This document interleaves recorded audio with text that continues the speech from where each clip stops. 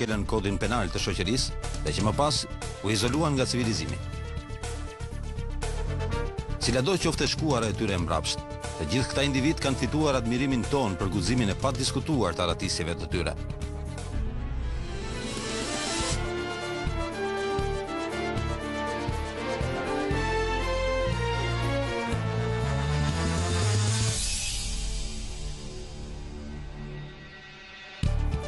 Një mbrëmje të vitit 1962, vëllezërit Anglin dhe Frank Morrisi u arratisën nga burgu i Alcatrazit.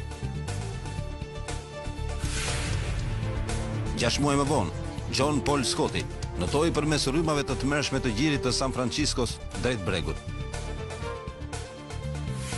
John Dillinger ishte njeriu më i kërkuar i Amerikës në kohën kur ai kreu një arratisje të guzimshme nga burgu i kontesë indianës. Mary Bryant u dërgua deri në fund të botës, derisa më në fund fitoi lirinë.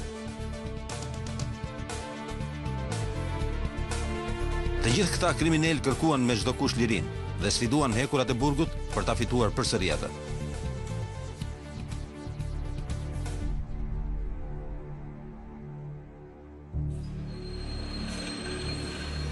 Ndër vite autoritetet amerikane kanë ngritur një sër burgjesh të sigurisë së lartë.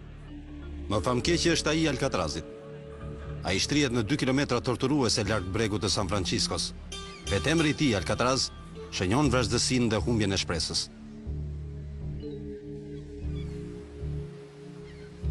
Shkëmbi, kështu u quajt më vonë Alcatrazi, kishte një reputacion të frikshëm përpara se aty të mbrinin të burgosurit e parë.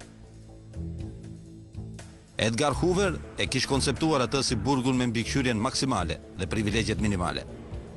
Të dënuarit që mbritën të parët ishin gangsterët më të dëgjuar të kohës, si Automatiku, Kelly Roy Gardner, apo dhe vetë Zoti Al Capone. Asnjë prej këtyre maestrove të botës së krimit nuk mundi të arratisej nga shkëmbi. Përpjekja e parë e rëndësishme për arratisje u shënua në 1946 dhe përfundoi me betejën e Alcatrazit. Për afro 48 orë të dënuarit u rebeluan kundër gardianëve në një kryengritje të armatosur të mbushur me vrasje. Gardianët arritën më në fund të çajnë përmes tasëve të vendosur nga të dënuarit dhe të mposhtin kryengritjen.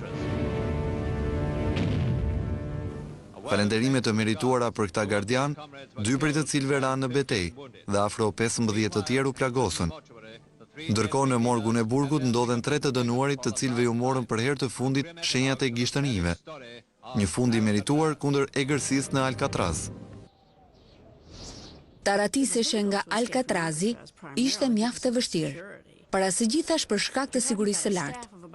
Bëhet fjalë për një personel prej më se 150 burrash, 100 prej cilëve ishin gardian, ndërsa numri të burgosurve nuk i kalonte 300 vetët. Megjithatë, pengesa kryesore e shkëmbit ishte uji.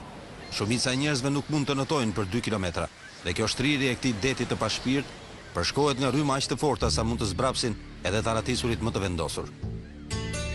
Të burgosurit mund të shihnin, dëgjonin, madje edhe të nuhasnin lirinë përmes xhirit, por nuk mund ta preknin atë.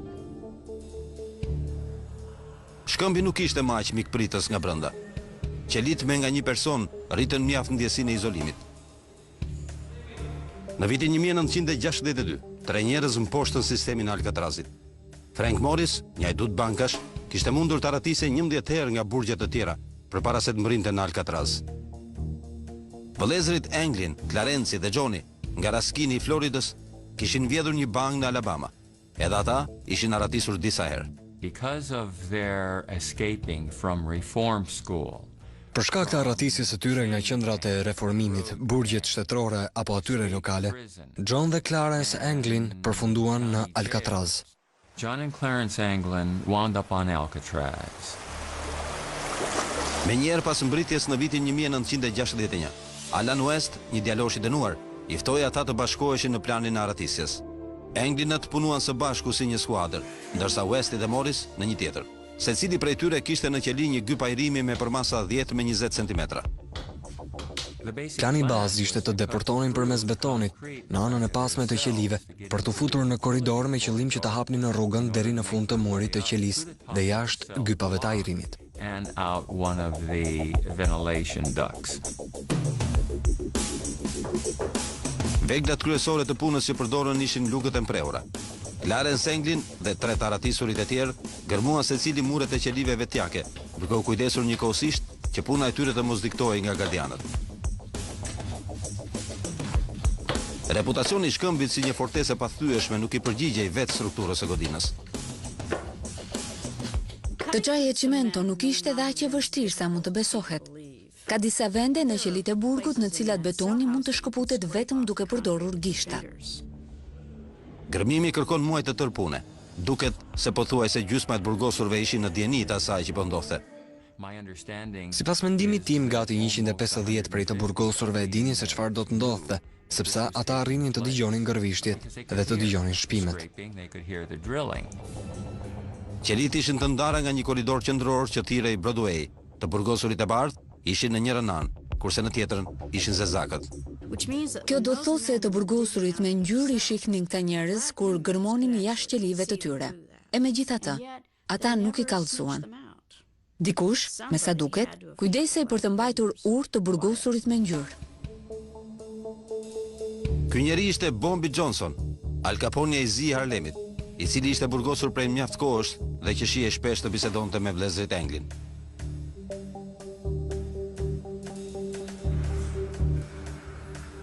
Për të fshehur punën e tyre gjatë natës të dënuarit vendosnin koka dordolecësh në krevatët e tyre. Floku i tyre sigurohej nga rojtoria e burgut ku punonte Clarence. Me të dalë nga qelit, ata nxirrnin që më parë pajisjet e aratises të vendosura lart në një blok mbi tavanin e qelisë. Plani i tyre ishte mjaft i saktë. Ata nisën të projektojnë një gomone, të cilën e kishin parë në revistën Mekanika për të gjithë. Kështu të 4 burrat sajuan një lloj gomone, duke përdorur mushamat e burgut të ngjitura me zamk me njëra tjetrën. U vendosi aratisja të bëjë mbrëmjen e 11 qershorit 1962. Frank Morris dhe vëllezërit Anglin nisin orvajtjen për t'u aratisur nga burgu i Alcatrazit. Aty rreth orës 19:30 të mbrëmjes, ata nisin të lirojnë kapakët e gypave të ajrimit. E dinë se kanë edhe të paktën 12 orë përpara. Askush nuk e kishte imagjinuar një përpjekje të tilla arratije.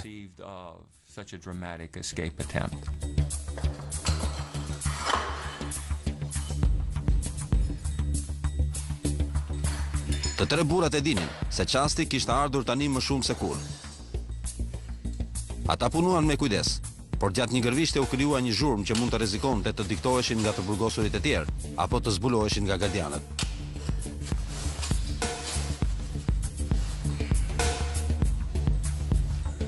Do të udhëtonin me pak pajime. Barka e bërgati dhe jelekët e shpëtimit po prisnin për ta lart në tarac. Në aratisje do të merrnin pjesë 4 vetë, por Allen Westi, i cili ishte dhe organizatori, nuk arriti të kalojë një hekur të fortë prej qeliku në murin e qelisë së tij, duke mos marrë pjesë kështu në festën e largimit.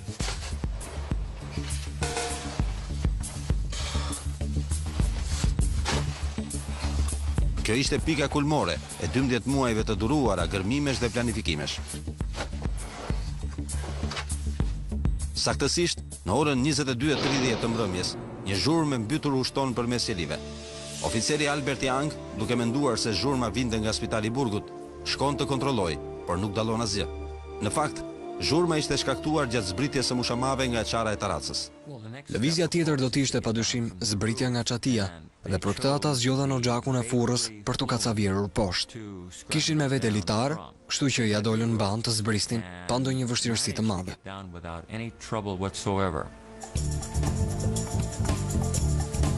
Drita e projektorëve të burgut nuk arrinte deri në bregun shkëmbor, ku të aratisurit, veshur me lekët e shpëtimit të sajuara vet, nisën të fryjnë gomonen. Ende të padiktuar, ata nisën të kasaviren poshtë shkëmbive në udhëtimin e tyre të parë dhe të vetëm të aratisjes.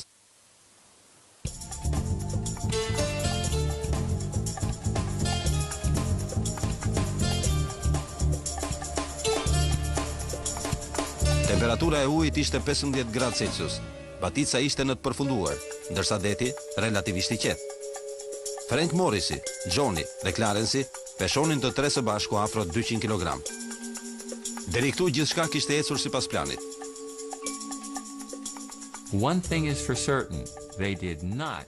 Një gjë është e sigurt, Ata nuk mbërriten në breg të paqartë se çfarë do të bënin pas kësaj.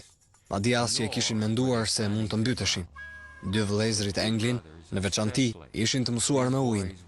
Dikur, ata kishin shërbyer si roje bregdetare dhe dinin të notonin mjaft mirë. As lifeguards, and they could swim. Rreth mesnatës, 3 burrat vozitën në përgjigje në dritën e hënës së plot. Ky është edhe çasti ku siguria përfundon dhe fillon puna kërkuese.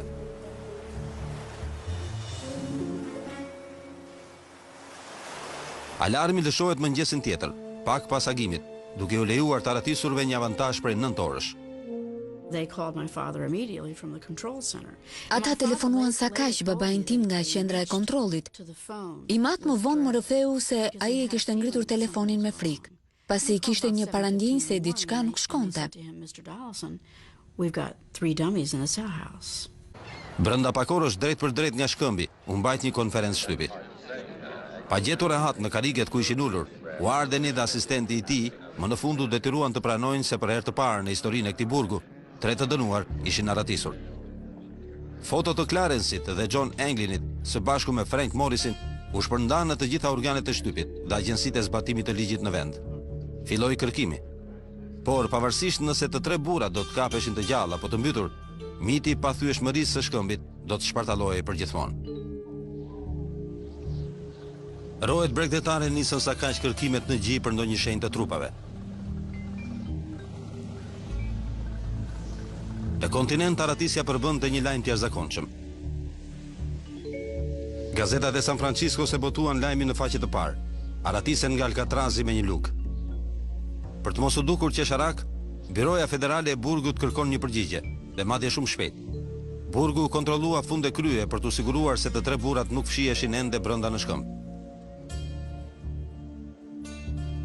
Në tavanin e qelisë u zbuluaj e leku i papërdorur i shpëtimit i Alan Westit. Ai u mor në pyetje por nuk rrëfeu asgjë.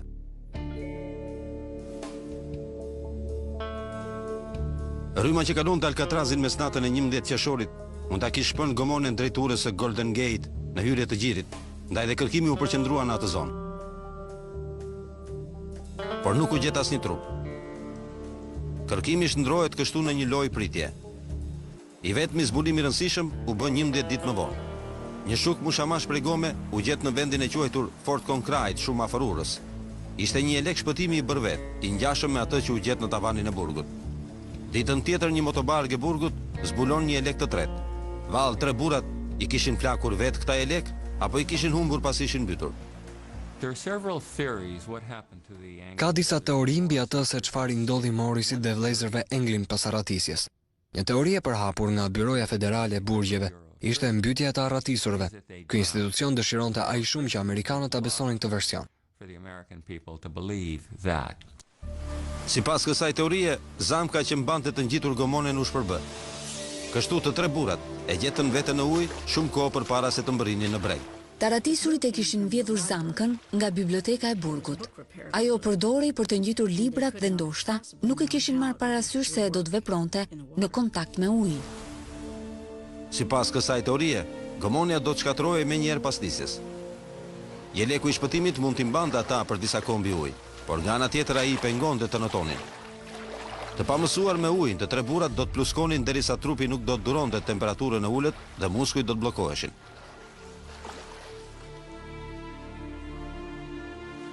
Dy elekët e shpëtimit që u gjetën më vonë ishin të shfryrë, ndërsa gomonja së bashku me trupat nuk dukeshin gjë kundi në det. Ky ishte varianti i historisë që zëdhënësi i burgut, Warden Willard, propozoi për t'i kursyer ndoshta telashe departamentit të tij. Unë mund t'ju siguroj se edhe 3 burgosurit janë të mbytur gjatë tentativës për arratisje. Ne nuk kemi djeni për askënd deri më sot që mund të lëvdohet të rrugëve se ka arritur të arratiset nga burgu i Alcatrazit. Ky variant bëhet i besueshëm edhe për faktin se nëse Anglinat dhe Morris ishin arratisur, herët ose vonë ata do të shfaqeshin diku. Ndaj ata mund të jenë mbytur vërtet në ujërat e akullta të Gjirit. Por mosgjetja e trupave e bën thuajse të pabesueshme këtë teori për departamentin e policisë të San Franciscos. Nëse ndonjë prej trupave do të dilte jashtë urës Golden Gate, nga eksperienca ne e dim se ai do të lundronte drejt kepit të marinit dhe në varësi të drejtimit të rrymave apo baticave do të kontrollonim edhe në brigjet e San Franciscos. Por nëse trupat përfundojnë në gjirin e San Franciscos, për mendimin tim, ata gjenden në të paktën 80% të rasteve. Skuadrat e shpëtimit mendohet se gjejnë 4 nga çdo 5 trupa. Por me gjithë kërkimet masive në zonën e gjirit, asnjë nga 3 trupat e Frank Morrisit apo vëllezërve të Englinit nuk u gjet.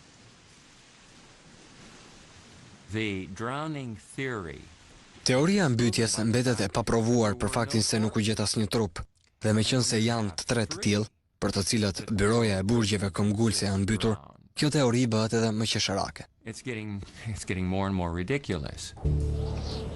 Teoria numër 2. Të aratisurit ja dolën mban me gomonën e tyre. Kushtet e motit ishin në favor të tyre.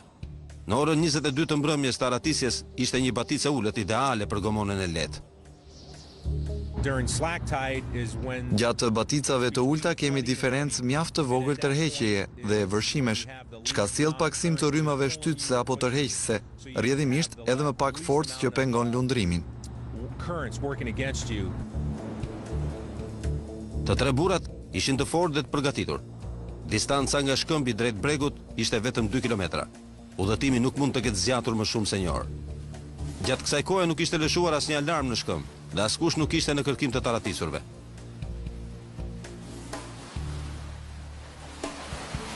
Problemi i kësaj teorie qëndron në faktin se San Francisco është një qytet i madh. Kësaj ka shumë pak gjasa që të 3 burrat të kenë zbritur në breg pa u vënë re. Vështirë të besosh se ata e kanë marrë gomonën me vete para në sy. Nga ana tjetër, megjithse çdo centimetër i bregut u kontrollua për ndonjë gjurmë, nuk u gjet asnjë shenjë.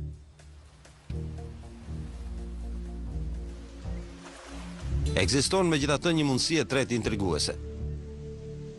Taratisurit mund të jenë ndihmuar nga një varkë e cila po i priste në gjë. Gjatë natës bregu i San Franciscos përshkohet nga mjaft barka të vogla peshkimi. Ato vozisin pa u vënë re. Askush nuk u vë veshin barkave të vogla tek gjiri. Të vetmit që bie në sy janë tragetet e mëdhenj. Dhe nëse në zonën e Alcatrazit do të ndodhej ndonjë barkë e vogël, vështirë se ndokush do e kish vrarë mendjen për këtë. Të 3 të dënuarit mund t'i kenë bërë shenjë barkës përpara se ata të linin bregun e burgut. Sipas një raportit FBI-s, një prej policëve jo në detyrë kishte pikasur një barkë të vogël peshkimi në veri perëndim të shkëmbit rreth 15 minuta afër mesnatës. Me të hipur në barkën e shpëtimit dhe duke lënë pas Alcatrazit, taratisurit hedhin në ujë lekët e shpëtimit, të cilët nuk do t'u nevojiteshin më. Për të gjitha këto duhej organizim. Bombi Johnson njihej për lidhjet e tij të korruptuara. Duhet të ketë qenë mjaft e lehtë për të që të organizonte një ndihmës të vogël jashtë gjirit. Kjo do të shpjegonte edhe takimet e tij të shpeshta me Englinët përpara aratisjes. Barka ka kaluar më pas poshturës dhe deri në të gdhir, ajo mund të ketë shkuar në një rrezë largësie prej 60 kilometrash. 3 peshkatarë që kthehen nuk zgjojnë kurfar interesi. Për më tepër, që ata ishin larguar kufirit shtetëror shumë më parë se ikja e tyre të diktoi. To paddle 50 yards or 100 yards is a lot. Të vozitësh 50 apo 100 metra është shumë e lehtë se të vozitësh 2 milje e gjysmë. Kështu unë besoj se ata i priste një bark. Kjo ka kuptim, është logjike dhe është rruga më e sigurt për të arratisur nga Alcatrazi. The surest way to be able to escape from Alcatraz. Dosja është ende e hapur. Vëllezërit Anglin dhe Frank Morrisi nuk u gjendën dot kurrë. Por teoria e aratisjes së tyre u bë edhe më e besueshme kur vetëm 6 muaj më vonë u shënua një tjetër aratisje nga shkëmbi. John Paul Scott ishte një i dënuar me 50 vjet burg për vjedhje banke. Daryl Lee Parker ishte i dënuar me 30 vjet për rëmbim personi dhe vjedhje banke. Të dy këta kriminal vuanin dënimin e tyre në burgun e Alcatrazit. Scotti dhe Parkeri punojnë të dy në kuzhinën e burgut. Ata thurin një plan për të kaluar përmes shufrës së ndryshkur të dritares së lartë të kuzhinës dhe më pas të zbresin në bregun e Alcatrazit për të notuar drejt lirisë. Aratisja e Englinëve e kishte thyer monotoninë e shkëmbit. Pathyeshmëria e tij tashmë kishte marrë atë pjetën.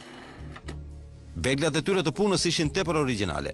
Spango, ujë dhe ilaç plur. Spangoja e thjeshtë ishte me të vërtet një gjetje e mpret për aratisjen. Dritarja ndodhej 3 metra lart mbi dyshemend, dhe kjo e bënte të vështirë punën, por nga ana tjetër ishte jashtë kontrollit të rojeve. Spangoja e lyer me ilaçin plur vepronte si sharr. Kjo punë kërkon kohë, duhej durim i madh, por dal ngadal, një ruvi e vogël në shufrën e vjetër, sa vinte dhe bëje gjithnjë më e thellë. Dritari ambulohej nga një kull vrojtimi aty afër, kështu që të dy burrat mund të punonin pa u diktuar gjatë ditës. Në atë kohë nisi të qarkullonte një thashëthem se Alcatrazi do të mbyllej shumë shpejt, kështu që puna u kthye në një garë kundër kohës. Pas muajsh punë këmbgulse, John Paul Scott dhe Daryl Lee Parker kryen arratisjen. Ata zbritën poshtë në bodrum për afro 10 minuta dhe vijuan përpjekjet për arratisjen, derisa nuk u kthyen më. Pasi ngjitën murin 4.5 metra të lartë, ata u drejtuan nga deti duke kaluar përmes parabregut shkëmbor të Alcatrazit. Mendohet se Scotti ka përdorur doreza plastike operacioni me shpresën se do ta ndihmonin të pluskonte. Ata i futën dorezat e fryra brenda xhaketës. Edhe një herë të dënuarit ja dalin të zbresin në bregun shkëmbor të Alcatrazit, duke sfiduar mbi kqyrjen e vazhdueshme të rojeve inteligjente. Deri në atë kohë dhe pas arratisjes së englinëve, askush nuk kishte thyer ndonjë rekord për të notuar përmes zgjerit.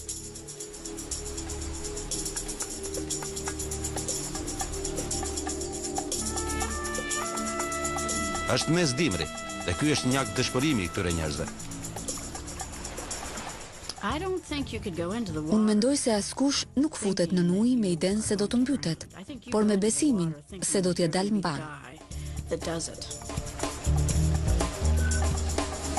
Uji ishte shumë i shumë më i ftohtë se 6 muaj më parë kur u arratisën englinët. Por ndërsa të dy burrat nisen drejt bregut të San Franciscos, Daryl Lee Parker kërkon tashmë më tepër të mbjetojë të ftohtit se të arratiset. Pas 10 minutash agonie në ujin e akullt, ai zvarritet nëpër një shkëmbë të njohur si Alcatraz i vogël, vetëm 100 metra larg gishullit të madh. Ishte me fat, sepse në baticat e mëdha shkëmbi mbulohet plotësisht nga uji. Më vonë, Parker kapet nga rojet i gjallë dhe vetëm kaq. John Paul Scotti duket se ishte më kokfort, ose ndoshta frika e 50 viteve të tjera dënimi prapahekurave i jepte atij më shumë forcë. Ai noton për 80 minuta përmes zgjerit në drejtim të qytetit. Batica që ishte duke ulur i kushton atij edhe 2 kilometra më shumë not, duke shtyr kështu drejt gojës së urës. Më tepër i vdekur se i gjallë, ai përplaset më në fund në bregun e një plazhi në Fort Point.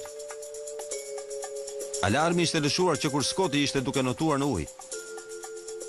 Përsëri rojet bregdetare ndërmarrin një aksion të madh kërkimi, por John Paul Scott arrin të dalë në breg pa u diktuar. Disa adoleshentë që e gjetën në breg menduan se kishte vdekur, pasi ishte hedhur nga ura për vetvrasje. Ata thrasin në ndihmë një ambulancë dhe pikërisht në atë çast Scotti diktohet dhe arrestohet përsëri. Ai kurohet në spitalin e Lettermanit, ku e merr shumë shpejt veten. Pse Scotti ja doli të nëtonte i vetëm përmes zgjerit në mes të dimrit, englinët dhe Frank Morrisi patjetër që duhet t'ja kenë dalë mban të arratisen nga Alcatrazi me një gomone, si dhe ndihmën e miqve brenda burgut.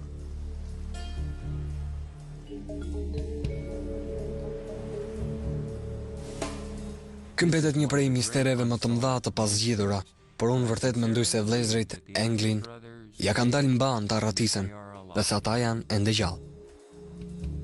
Pas 2 arratisjeve në 6 muaj, reputacioni i shkëmbit u shkatrua.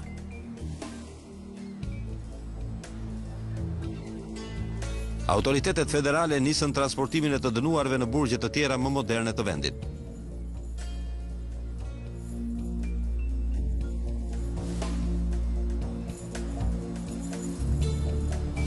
Një prej tyre ishte Bombi Johnson.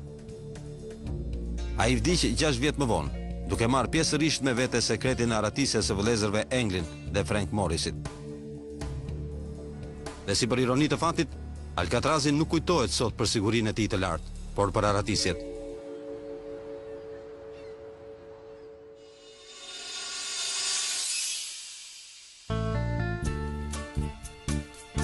Të mposhtë sistemin kërkon një mendje të ftohtë dhe një stil të veçantë. John Dillinger i kishte dyja këto cilësi.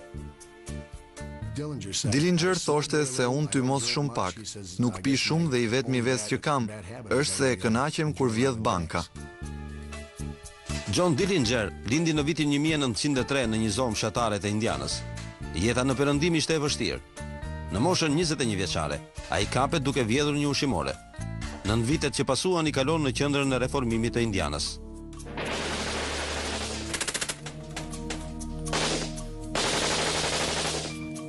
Kur lirohet në vitin 1933, epoka e gangsterëve ishte në kulmin e lulëzimit. Ai vendos të bëhet pjesë e kësaj epoke. Dillinger sapo ishte liruar nga burgu, vetëm pak përpara se të vjedhte bankat. Dillinger kalon 14 muaj mjaft zbavitëse, duke vjedhur banka. Ai kishte fituar tashmë statusin e një njeriu të famshëm, përpara se televizionet dhe gazetat krijonin nyjet e kohës. Gazetat u çmendën pas John Dillinger. Ai bënte ato të shiteshin. Në një kohë kur parat thuajse mungonin, njerëzit vështirë se mund të përballonin të blinin një gazetë. Por megjithatë, ata arrinin të mblidhin disa monedha për të blerë një gazetë, nëse në faqe të parë botohej ndonjë akt heroik i John Dillinger. Në janar të vitit 1934, John Dillinger vret policin William O'Malley në Chicago, duke u shpallur kështu një nga kriminalët më të kërkuar të Amerikës. Dillinger kapet përsëri dhe sillet në Chicago. Ai do të gjykohet për vrasjen e një polici. Lake County, në të cilën ndodhet Dillinger, është i rrethuar si një burg i sigurisë së lartë. 50 roje dhe polic kanë rrethuar godinën ku ndodhet i burgosuri i famshëm. Gruaja e policit O'Malley, e cila e kishte parë të shoqin të qellohej nga Dillinger, betohet se ai nuk do të arrëtiset më kurrë. Gjatë arrestimit, Johnny zbavitet duke qenë në qendër të vëmendjes. Megjithëse rrezikon të ekzekutohet në karrigen elektrike, ai buzëqesh para fotografëve. Sjellja e tij tepër e qetë do të mund të shpjegojë vetëm disa kohë më vonë. Vizita e parë ishte ajo e avokatit të tij Louis Pickett. Louis Pickett ishte avokati i Dillinger. Ai ishte një tip shumë dredharak, një avokat tipik për gangsterët. Ndërsa policia patrullonte nga jashtë, John Dillingeri, buzagaz, thurte plane me Pickettin për arratisjen më spektakolare të kohës. Qelsi i këtij plani do të ishin një pistolet prej druri dhe një roje e korruptuar. Kështu sipas planit, John Dillinger mbante fshehur një pistolet druri në qelinë e tij të burgut, e cila ishte tërësisht artificiale.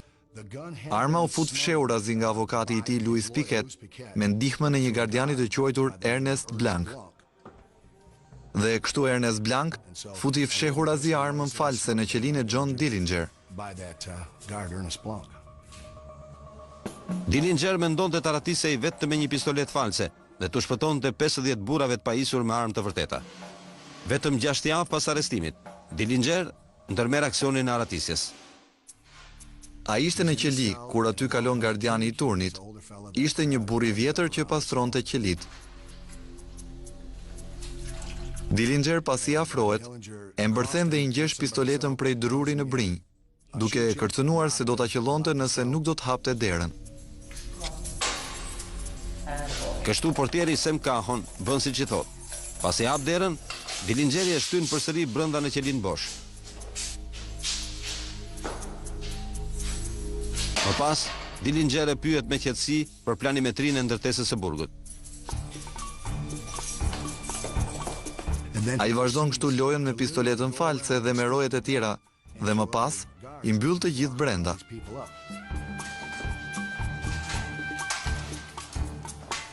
Ecën drejt nevojtorëve, ku sheh gruan e Wardenit, Irene Bakerin, dhe e mbyll edhe ato brenda.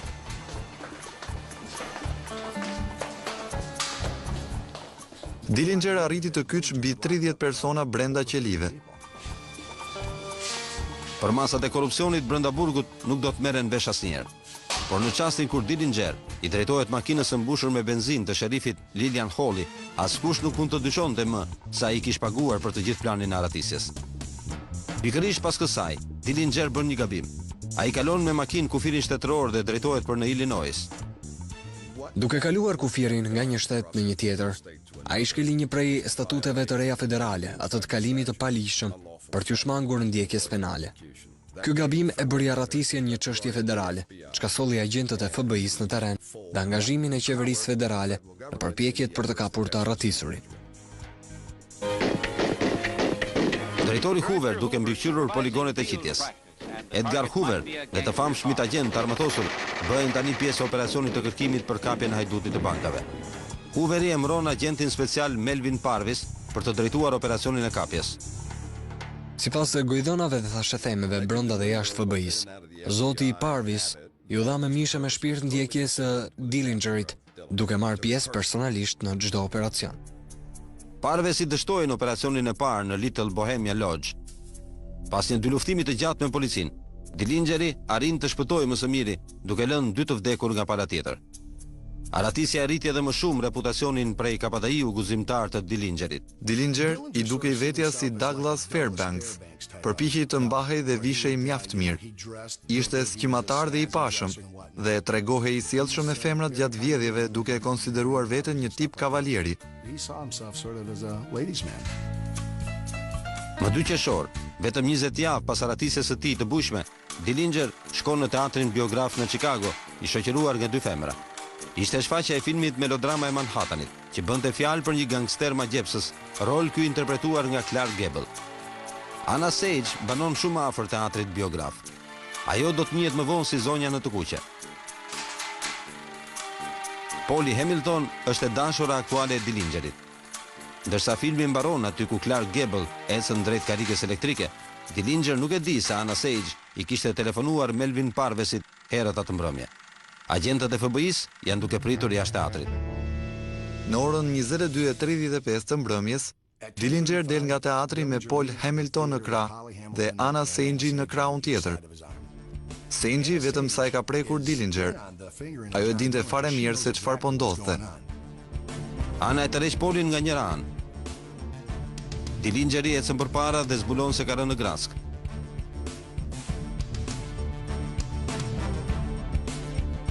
Fut dorën në xhepin e djathtë, por qellohet të paktën 2 herë dhe vdes gjatë rrugës për në spital.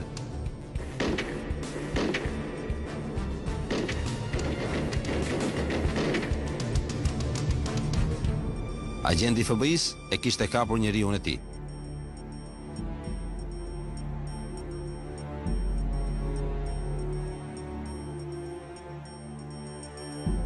He was on scene at the time. Parves ndodhej aty kur Dillingeri u qellua ndërsa dilte nga teatri dhe më vonë shkoi në morg, ku bëri dhe një foto përpara trupit të pajet të Dillinger.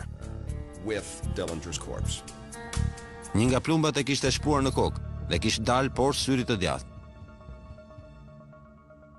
John Dillingeri kishte realizuar një nga ratisjet më të mëdha të kohës së tij, por ai vdiq vetëm 20 javë më vonë.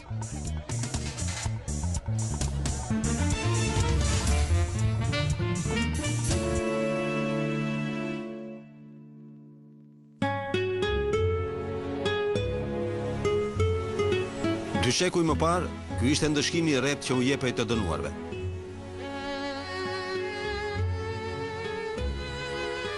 Angus Lakeman nga Cornwalli vuri në lëvizje një seri ngjarjesh që do të shpinin në një nga historitë me të vërtetë epike të aratisjeve. Në pyll priste Mary Broad, një vajzë vendase 19 vjeçare, e kthyer në një hajdut rrugësh. Është vështirë të kuptosh se si një vajzë nga një familje e respektuar të merret me aktivitete kaq të mëdha kriminale. Ndoshta ka rënë në dashuri me ndonjë vagabond, i cili e shtyu drejt kësaj rruge. Ose ndoshta ishte një vajzë rebele që donte të thyente tabut e shtëpisë tradicionale. Këtë askush nuk mund ta di.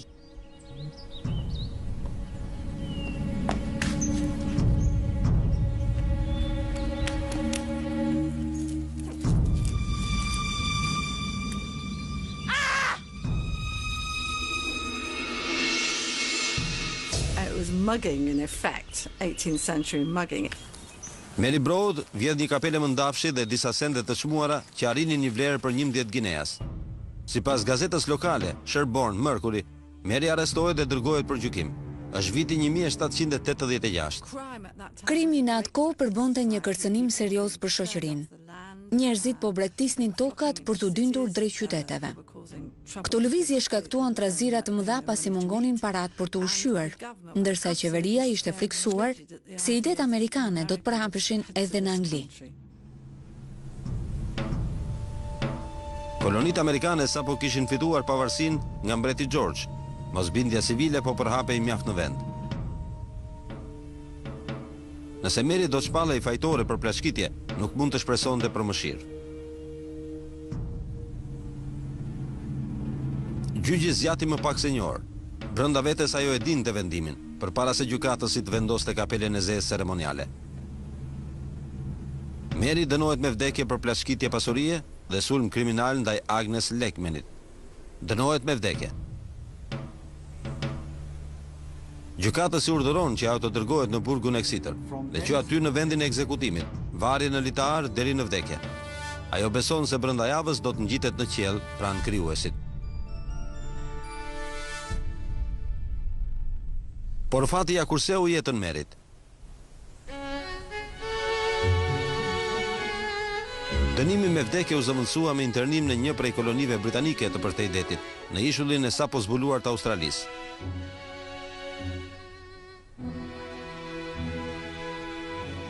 Arsyeja që të dënuari dërgoheshin në Australi ishte për faktin se anglezët e kishin humbur tashmë Amerikën si vend shkarkimi pasi kontinenti i ri sapo e kishte goditur Anglin me luftën e pavarësisë. Ndërsa priste për të transportuar me të ashtu quajturin lundrim të flotës së parë në Australi, merri ngel shtatzën. Për të mbjetuar degradimit të burgimit, ajo u shoqërua me një oficer të anijes.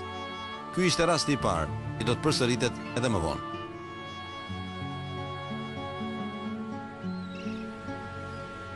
Vendimi për të dërguar Gran në lundrimin e parë u mor nga autoritetet të larta të vendit. Arsyet ishin tërësisht pragmatiste. Mary dhe gratë e tjera do të përdoreshin si prostituta pa pagesë për ekuipazhin kur ato të mbrinin në Australi.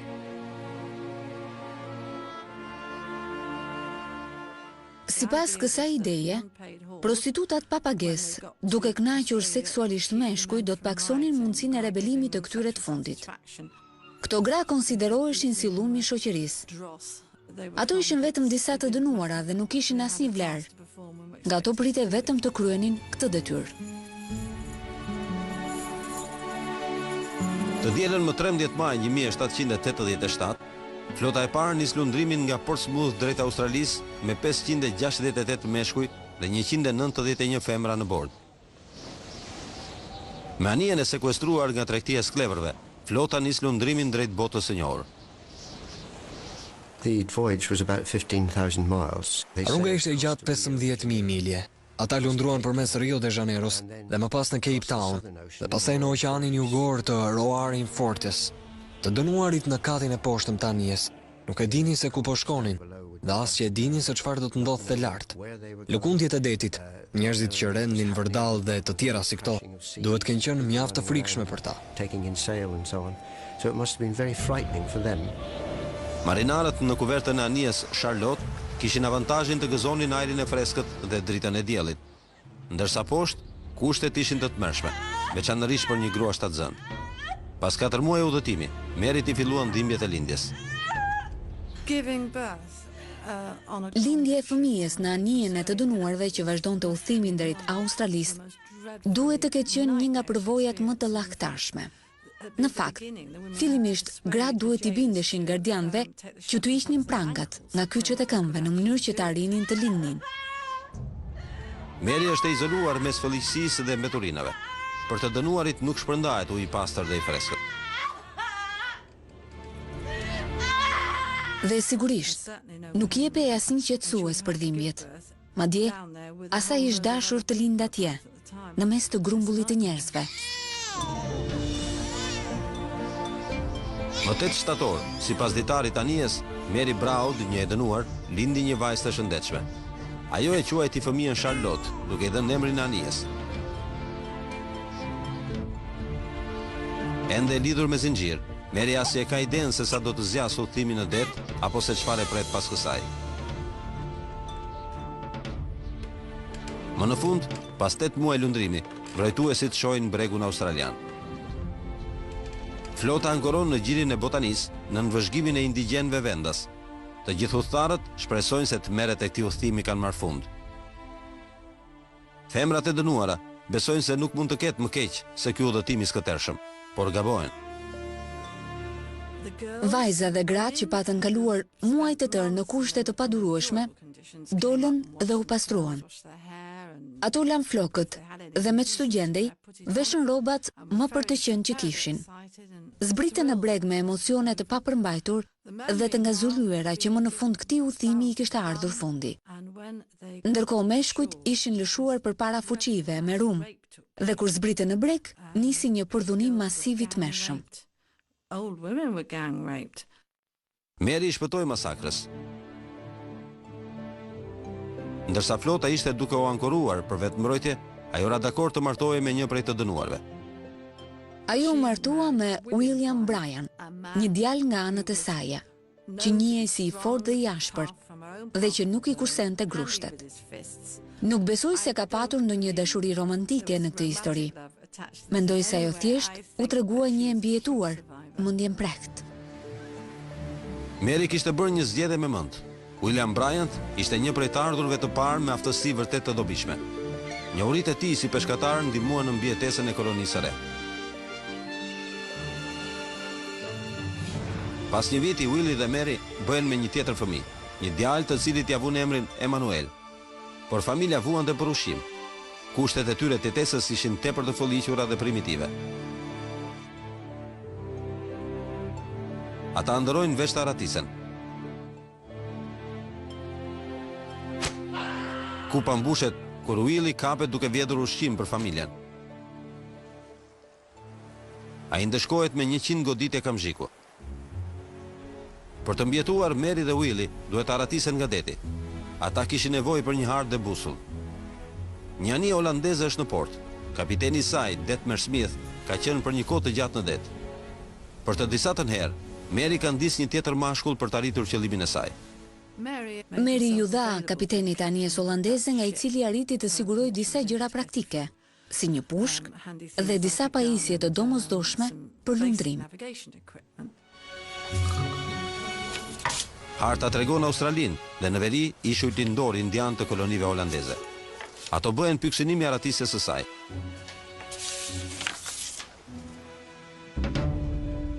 Pas 3 vjetësh qëndrimi në Australi, Mary dhe Willie së bashku me 2 fëmijët e tyre dhe një grup të vogël të dënuarish lën gjirin e botanisë. Ata udhëtuan me një lundër afro 7 metra të gjatë që i përkiste guvernatorit dhe të cilën Willie e vodhi me mjaft lehtësi, pasi e përdorte si peshkareç.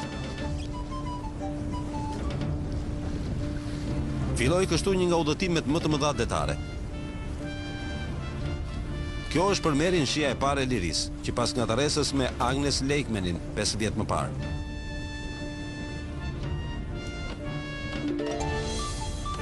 Mungesa e tyre u zbulua vetëm të nesërme në mëngjes, por asnjë peshkareç tjetër nuk ishte aq e shpejt për t'i ndjekur.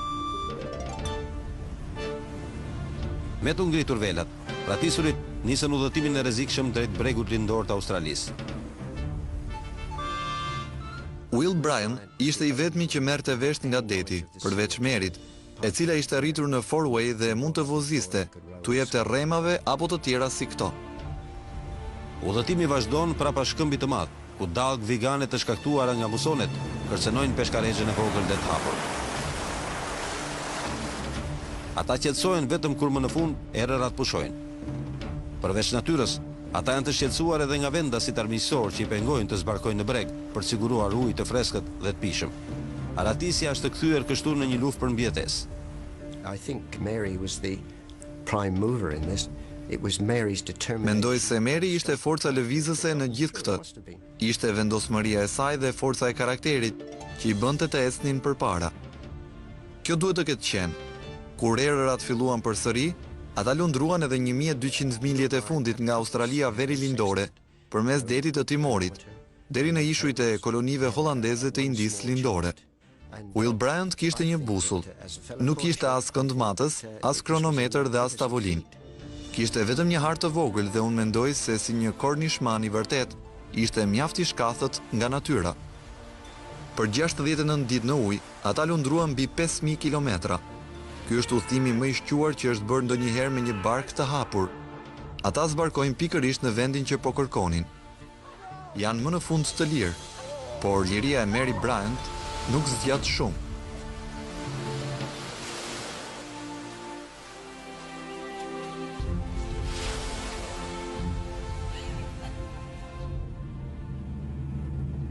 Ndonë se duhet të ishin të sigurt në këtë ishull. Për fatin e tyre të keq, një flotë angleze ishte në kërkim të një grupi tjetër rebelësh. Vetëm 3 muaj pas mbërritjes, Mary dhe familja e saj kapen nga britanikët dhe burgosen. Ky ishte edhe fundi mizori i udhëtimit të tyre heroik.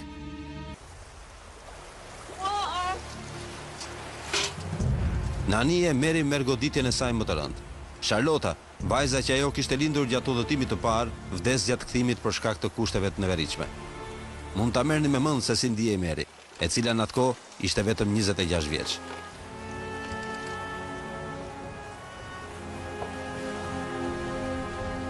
From accounts at the time, she was. Vuajtjet e deri tanishme ishin për te lotve. I think you can get. Unë mendoj se ajo nuk ishte më forcë për të shprehur idhërimin, dhe flitej se fytyra e saj rinte ngurtësuar tekse shihte trupin e vogël të së bijës, të rëshqiste poshtallëve. Ajo duhet të ketë menduar se jeta kishte mbaruar, pasi po kthehej në vendlindje, ku me aq sa dinte e priste vetëm varja në litar. Life was over because she was going back after all, as far as she knew, to be hanged. Mary mbjeton në rrugën e kthimit dhe dërgohet në burgun Newgate, kështjella më e zymt e Londrës. Historia e saj botohet në një prej gazetave të Londrës. Fati i mbrapsht i Merit më në fund merr një kthes të re. Shkrimi të rej vëmendjen e një shkrimtari me emrin James Boswell. Edhe njëherë, jeta e Merit do të varet në aftësitë e saj magnetizuese me meshkujt. Ajo do të lërë mbresa tek Boswell, aq sa ai do t'i shkruaj një peticion qeverisë në emër të saj. Mary fiton faljen pa kushte. Më në fund, është një grua e lirë pas 7 vjetësh robërie.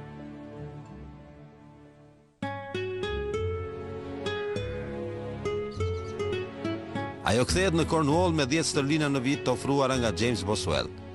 Me të mbërritur aty, historia e saj publike përfundon. Mendohet të jetë martuar me një peshkatar vendas dhe jetoi e qetë deri në vdekje natyrale, afro 40 vjet më vonë. Ajo arriti t'i shpëtojë kësaj përvoje vetëm në sajt të vetvetes, karakterit të saj. Nuk do ta marrin vesh kurse përse ishte kaq rebele, por ishte pikërisht ky rebelizëm që i shpëtoi jetën. Mary Bryant shkoi deri në fund të botës dhe u kthye përsëri derisa fitoi lirinë. John Dillinger realizoi një ratisje të guzimshme përpara se të kishte një fund të dhunshëm. John Paul Scott u aratis nga Alcatrazi duke notuar përmes gjirit të San Franciscos dhe megjithatë u kap. Nuk dihet ende se çfarë u ka ndodhur vëllezërve England dhe Frank Morrisit pasi lanë Alcatrazin. Të gjithë këta kriminalë të dënuar kanë fituar admirimin ton me vendosmërinë për të fituar lirinë.